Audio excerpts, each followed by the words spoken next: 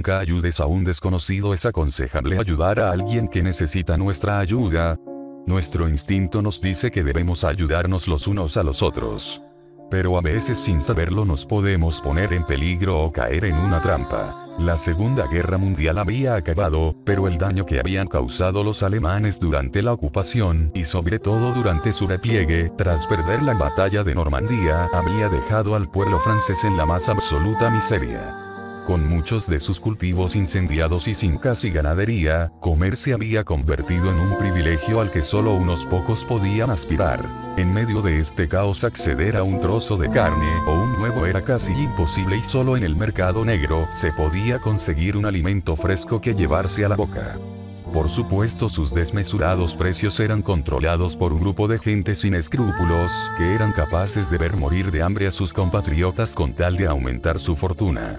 No es por eso extraño que se pagaran relojes de oro, joyas heredadas generación tras generación u obras de arte por un simple mendrugo de pan. Monique, la protagonista de esta historia, no era ajena a la situación. Durante la ocupación se había visto obligada a ofrecer sus encantos femeninos a los soldados alemanes para poder comer. Por este motivo, entre una multitud de gente casi famélica, por un hambre prolongada durante meses, si no años, Monique destacaba por su lozanía y por tener algún kilito de más, algo totalmente inusual y que la hacía verse más atractiva que la mayoría de las mujeres de su edad.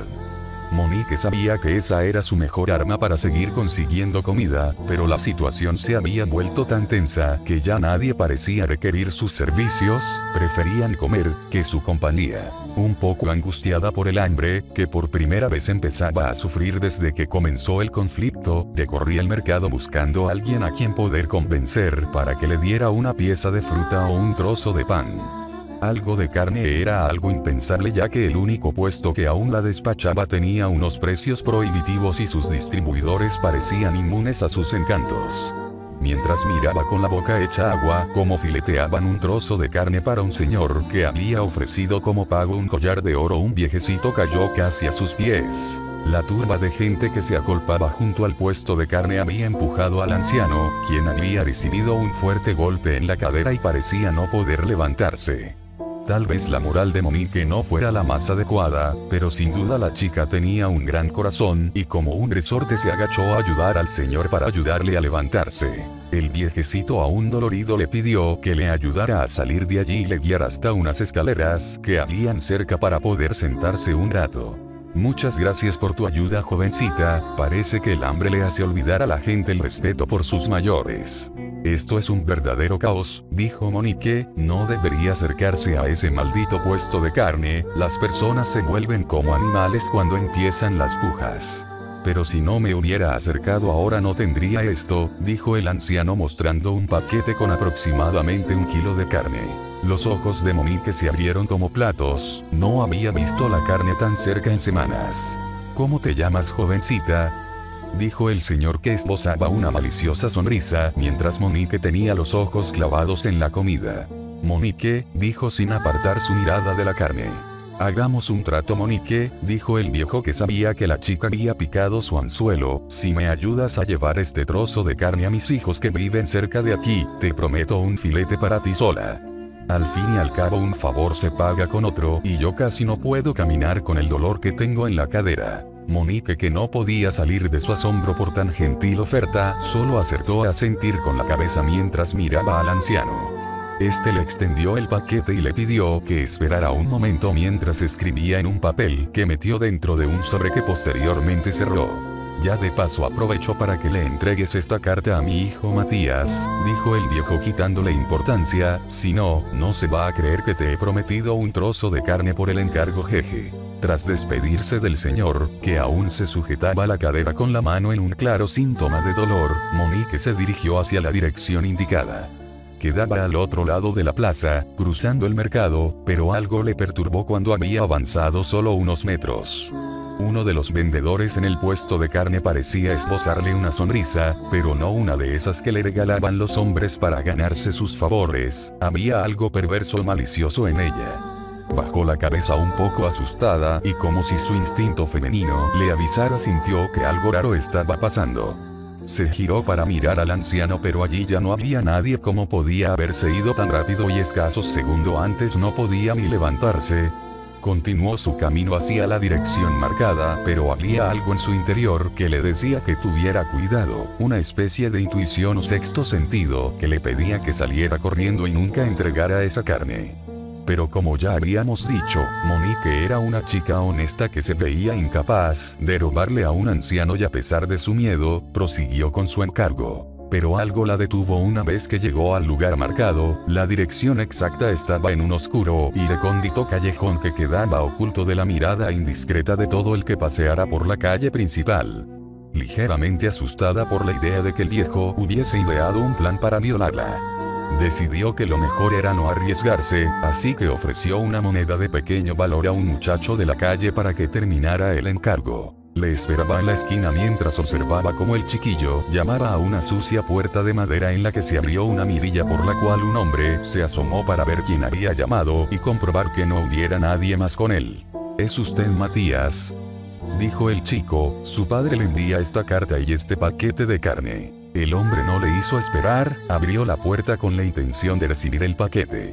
Pero para sorpresa de Monique, que observaba todo desde la distancia, no agarró el paquete de carne, sino que sujetó fuertemente la muñeca del muchacho y de un tiro lo metió dentro de la casa cerrando la puerta con fuerza. Se comenzaron a escuchar gritos que fueron acallados en pocos segundos. El bullicio ensordecedor de la plaza había silenciado al pequeño. Pero Monique había sido testigo de todo, así que gritando se dirigió a un par de militares que sabía que siempre vigilaban que todo estuviera en orden cuando el mercado se abría. «Por favor, ayuda, acaban de secuestrar a un niño», dijo Monique mientras tiraba del brazo de uno de los soldados guiándole hacia el lugar. En menos de un minuto los militares se encontraban golpeando la puerta del lugar en el que había desaparecido el niño.